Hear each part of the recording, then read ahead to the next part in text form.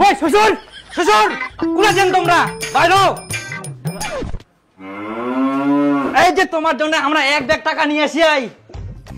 1 বছর ধরে আমরা এই দিনটা ওয়েট করেছি আর তোমার শর্ত মতো 1 ব্যাগ আমরা টাকা ফুল করে নিয়ে আসি দেখো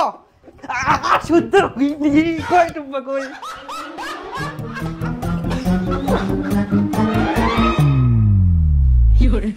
দিন কি শেষ করে সোজা তোমার শ্বশুর বাড়িতে চলে এসো।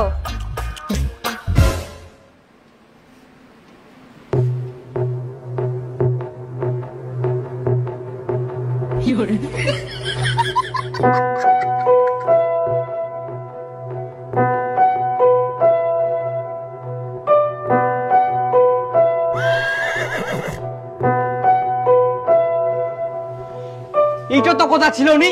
না মানে ওর বিয়া হয়ে গেল আর কি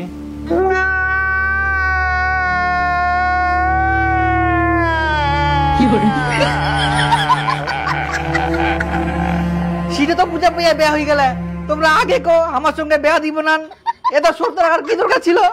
আমরা কত কষ্ট করি 1 বছরের মধ্যে 1 ব্যাগ টাকা কামাই করে নিয়ে আসি না আর তোমরা সেই মর্যাদাটা রাখেননি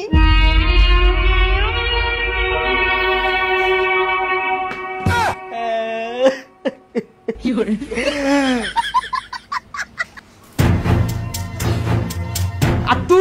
তুই তো কয়ালু বলে সারা জীবন মর্জনে থাকে পারবো আর একটু বছর অপেক্ষা করে পারলো নি আচ্ছা ছেলেটা কি করে পুলিশের চাকরি করে। ওরে বাবা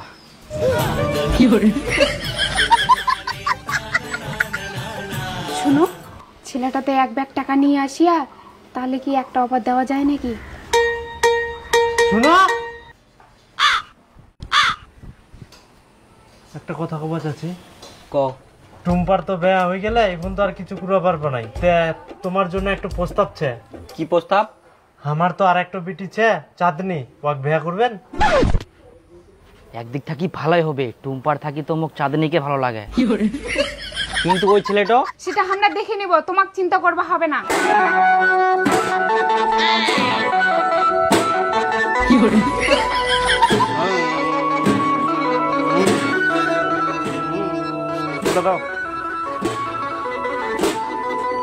বেহার আয়োজন শুরু হয়ে গেলে নাকি আওয়াজ পাওয়া যায় হ্যাঁ ওরে বাপ ভাইরা আগে হাজির হ্যাঁ লাগা লাগা তাতে লাগা তারপর মুখ গুছো হবে শ্বশুরমশাই তোমার শর্ত মতো একটা ব্যাগ নয় 2টা ব্যাগ নিয়ে এসে টাকা ভর্তি করি এই যে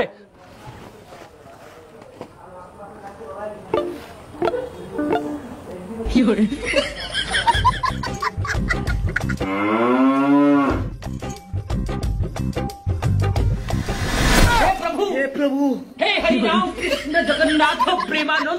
ব্যাপার চাঁদনির সঙ্গে বিয়ে হচ্ছে কেন তোমরা চিন্তা করেন না তোমরা 2 ব্যাগ টাকা নিয়ে আনতো দেখি যাবে ওঠাতে না ওঠো ওঠো আমরা টুপি ধরে ওঠো এরে বাপ কেন হ্যাঁ না দাঁড়াও দাঁড়াও হ্যাঁ